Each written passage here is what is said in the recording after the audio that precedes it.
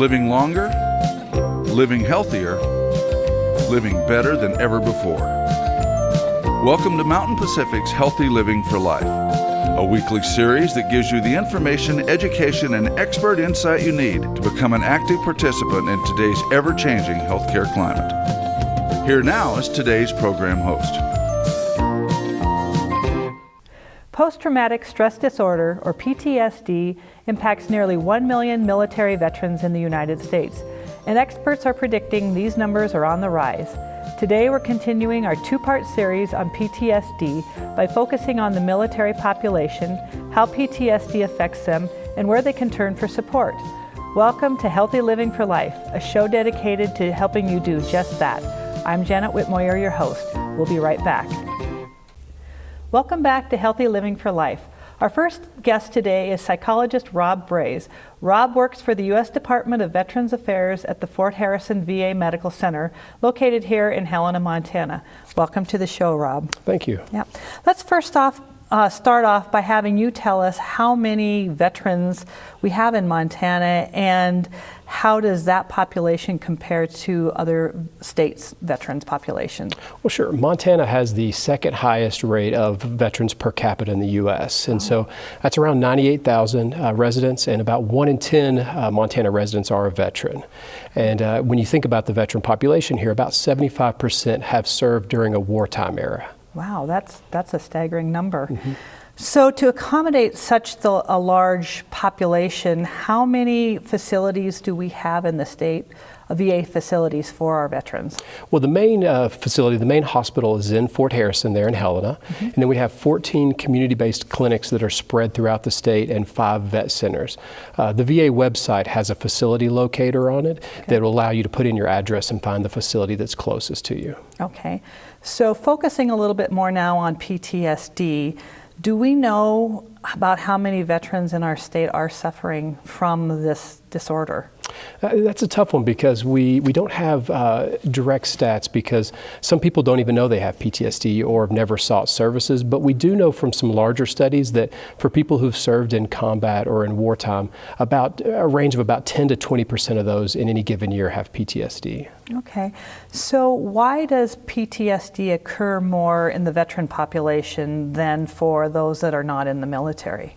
Well, part of serving in the military, there's a higher likelihood that you'll be exposed to traumatic events. Of course, we think about combat like roadside bombs or shootings, but also certain military jobs or specialties, as well as military training accidents and military sexual trauma. Okay, so you touched on the combat. I wanted to ask you, so is it more likely for somebody to develop PTSD because of combat as opposed to those that are not in a combat type of situation, maybe you're more normal veterans? Well, the type of the traumatic event, the intensity or how long it lasts, the duration of it, that can cause someone to be more likely to develop PTSD. But then research has also found that there's a lot of factors in a person's early life, like potentially child abuse or being exposed to other traumatic stressors earlier in life also influences things. And as well as factors when a person comes home, the amount of stress they're under or the support that they receive, that can have a big impact on developing PTSD as well. Okay. So I want to ask, for the veterans that are in combat, are they actually developing PTSD during combat, or does it start when they come back home and are trying to re-enter into their normal life? Well, that's one of the interesting things is there's no one trajectory. So some people will begin to experience symptoms right after the event occurs. Other people, it might be when they get back home and are back around family. And still for some, it could be decades down the road that they start to have symptoms. Okay. So talking about symptoms, can you tell us what some of the common or most prevalent symptoms are that they might exhibit? Sure. To the best way to kind of understand the symptoms of PTSD is to use the acronym RAIN, R-A-I-N. Okay. So the R stands for reliving or re-experiencing. So people might have nightmares or dreams or thoughts about the experience that kind of rush in when they don't want to. The A stands for avoidance. People often, because of how powerful the memories and the emotions are, they might try to avoid thinking about it, avoid talking about it, avoid things that remind them of it. The I stands for increased arousal, so they might feel on edge or irritable or kind of jumpy. And the N stands for negative beliefs or negative emotions, so guilt and shame and avoidance. Okay, so would you say those are the major warning signs of somebody that might be experiencing PTSD would exhibit, or is there something else that you might see? No, those do serve as warning signs, but also it's important to remember that it's really natural and kind of expected after a traumatic event to have some of those signs and symptoms. A lot of times they resolve over time for people, but we don't really consider it PTSD unless a person's recovery has kind of become stalled out or stuck for a period of time. Okay. Montana is a real rural state. So I wanted to ask, do veterans who live in a rural area, such as Montana, experience higher levels of PTSD than people who live in a more urban area? Well, we don't really have a specific breakdown between rural or urban that we know that there's a difference there. I think the most important thing to remember is access to care. In a rural population, the distance that people have to drive to receive care, that can be a real barrier sometimes. Okay. So, and getting access to care, I wanted to now focus in on the screenings that are available. Sure. So what happens if somebody does come to the VA or to one of the clinics and is experiencing or thinks they might have PTSD? What screening do you do there? Sure. Well, the most common screenings occur in the primary care setting when a person's sitting talking with their physician. It's routine that they'll ask a series of questions about how often in the past month people have experienced some of those common symptoms of PTSD. If the screen is positive, they're given a referral to a mental health provider where they can talk about their concerns in greater detail. Okay. And so do veterans face any negative repercussions from getting a screening? Not that I'm aware of. Now, people sometimes have that as a question, and I encourage people, rather than kind of backing off, to just ask the provider and tell them about the specific concerns that they have so that provider can kind of clarify and help make some sense of the concerns. Okay, perfect. Well, I think we're going to pause right now for a short break. Coming up next, what are some of the treatments for veterans dealing with PTSD, and how can veterans living in rural areas get access to those treatments? We'll find out right after these messages. Don't go away.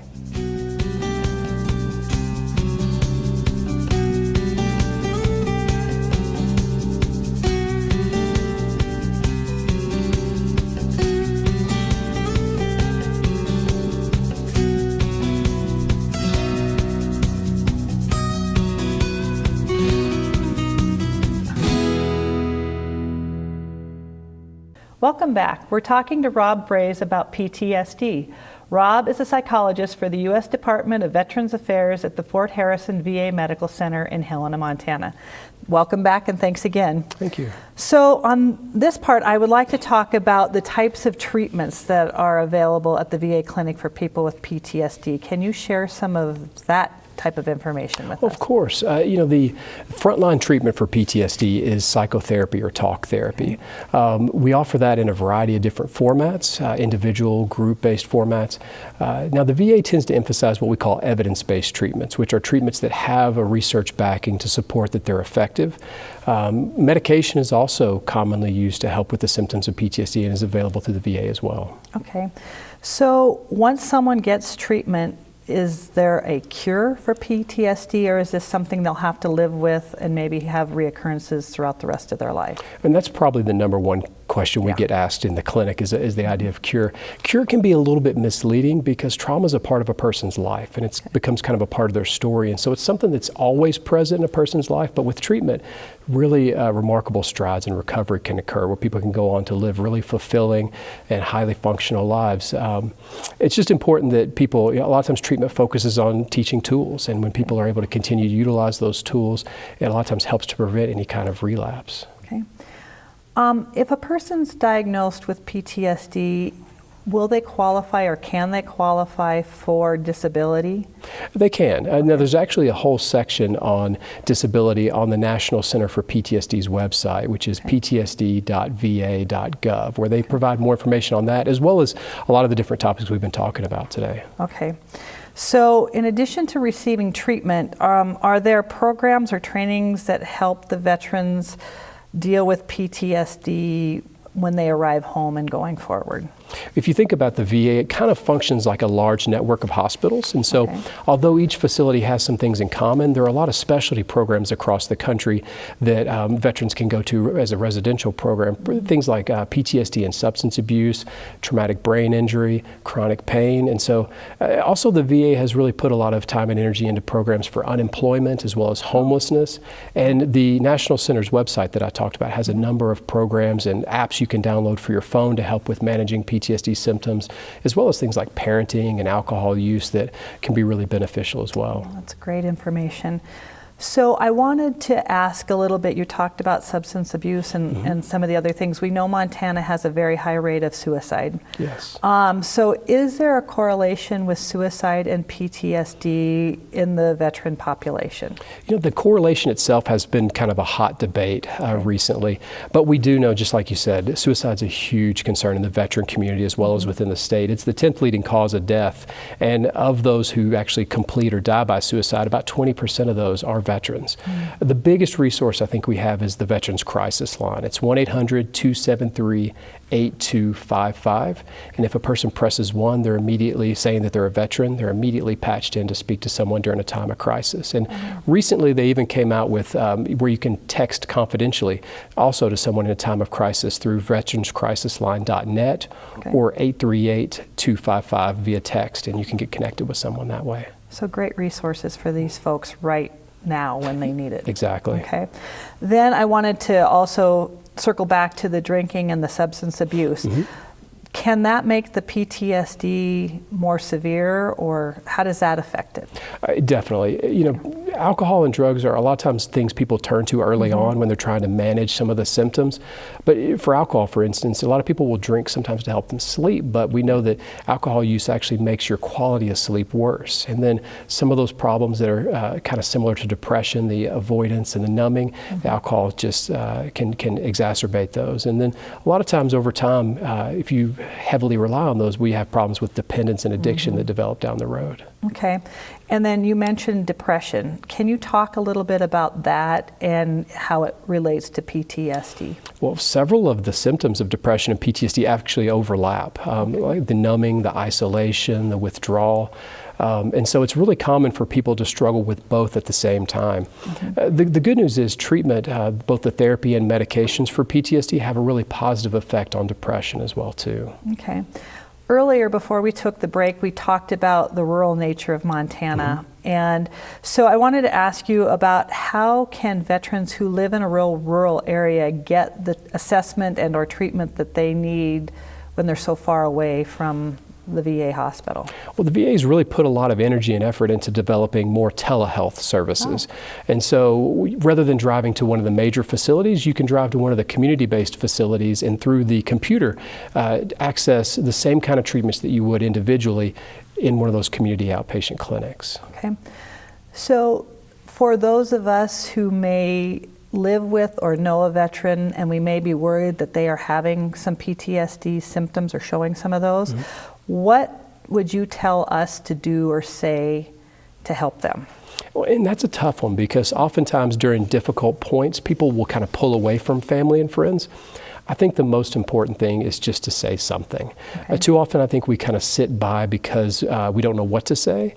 And I think the more kind of compassion and encouragement a person can provide, that tends to have a lot more effect. We don't see a lot of long-term benefit from pressure or ultimatums, but again, that kind of consistent support and caring is what tends to go the furthest at helping a person get help. Okay.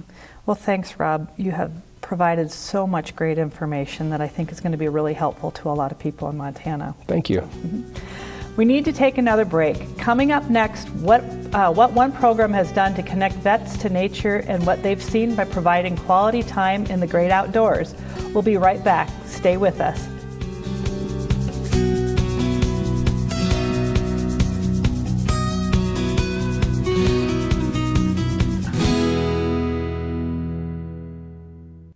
We're joined now by Chris Strainer. Chris owns Crosscurrents Fly Shop in Helena and Craig, Montana. Thanks, Chris, for being here and showing us your flies and answering questions about your program for vets today. Oh, you bet. Thank you for having me. Absolutely. So the first thing is, can you tell us about how the fly tying program with the veterans affairs in Helena got started?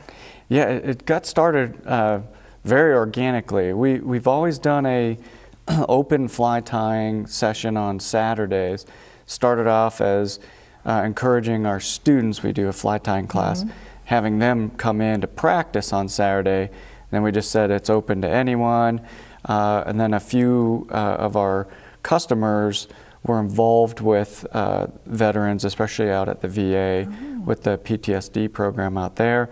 So they then just made it available, said, hey, if someone wants to come, it's come out on their own to Saturday, we'll help you tie flies. And then from there, it just snowballed to where people start asking for it and looking forward to coming out and tying with our main guy on Saturdays, Larry.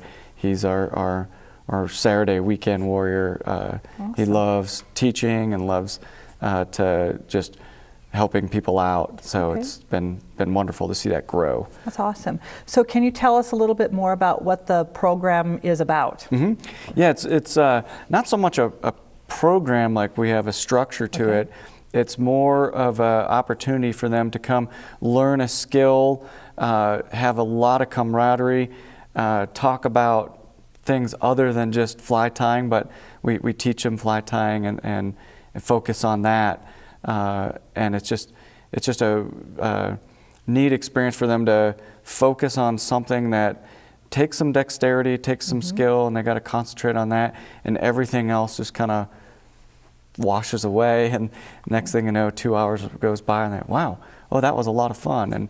And it's just been neat to see them, to see the vets really thrive in that. With that activity. That's awesome. So does Crosscurrents actually donate the supplies and the materials and the space for this? Yeah, we have a little fly tying room in our downtown store, so that's where we meet. We have we donate a lot of the materials, and since it's kind of grown, we've had other people, a lot of people that are tying there just.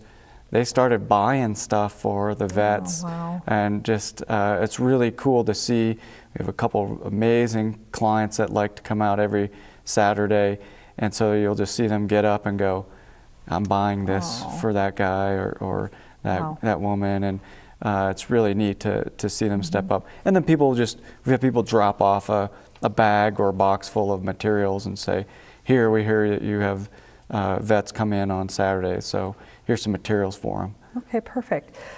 I've heard that fly tying is really an art. So can you tell us a little bit about what goes into actually tying a fly? Yeah. It does blend a little bit of science, art, and then some craft handiwork. The artistry comes into trying to create something and make it look like something in nature or to represent it. And then you've got a wide range of materials. That's your palette, and you can create something that can be visually pretty cool looking, or can be very realistic looking, just like a canvas artist or impressionistic, or they have some realism. And same way with the flies. With the flies, it's pretty crazy to see the range that we do. Yeah, it is very colorful. Yeah. So can you tell us about how fly tying can be therapeutic? Yeah, we touched on a little bit before where when they're tying the fly, you can't really think about a lot of other stuff. So it's right in the moment, and you're concentrating on, especially when you're doing a couple flies in a row and you're learning, you try to remember what you did in the past to try to improve it. Okay, my tail was too long last time. Here we go. And for most folks, the world just melts away and your focus is right there at the vise. And then we often talk about it in a group setting of what we're going to do with the fly. Okay, this is a good one to use on the Blackfoot River in the spring. And so it just gets them thinking about the future and what they're going to do with it, as well as that moment on creating it. And it's amazing to see how people's attitudes and just they love it, and somehow it just touches somewhere in someone that makes them feel that they've got a skill, they've got to look forward to using this thing in the future, and it's just kind of neat. So the vets who may come and have an actual physical injury, it might be a little bit more difficult for them to tie a fly. Do you see them being able to work through that and actually improve, frustration or their ability to cope by doing this? Yeah, that's where we've tried to learn from other people that have done programs where they've had people with extreme, maybe a missing hand or something like that. We haven't had that yet in Helena. We've had people with dexterity issues, and there we just try to work on simpler flies and work with it so that they can still get that accomplishment and have that sense of accomplishment and just patience, trying to help them with that. There are programs that do extreme, that have like mechanical devices that people have engineered to aid people in tying flies that are missing a limb or something like that, where ours are a little simpler, but still we just work with them as best we can. And there are times where we say, here, I'll help you with that section, now go on, now you can finish that fly. Okay, perfect. So if there is a local veteran that's interested in participating in the program, can you tell us a little bit about how they could go about getting involved? Sure. Probably the simplest way is either just to stop by our store on a Saturday. Okay. It is open, so anyone walking, come in and just talk with Larry or myself and just say, hey, I'd like to do this, and we'll get them started. There is a program that they have at the VA hospital that's run separate, and they've got to deal with the folks there, and that's who we've gotten a lot from there. Okay. And then we have people that are vets that help out the vets with PTSD. Oh, awesome. And that's what's really been cool to see that part grow, where you've got an older veteran, maybe we've had some Vietnam veterans and older than that, that are helping out current veterans right now. And so it's cool to see that. So anyone who wants to help, we'll do it. Well, we're out of time, Chris, but thank you so much for the great information. And I'd also like to thank Rob as well. See you next week. In the meantime, stay fit, stay well, and stay healthy for life with Healthy Living for Life.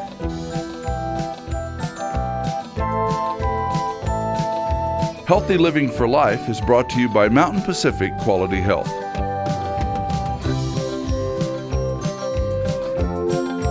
We'd love to hear from you. If you have suggestions for future programs, visit our website at mpqhf.org or call us at 406-443-4020. You can also catch us on YouTube by visiting our website and clicking on the YouTube icon.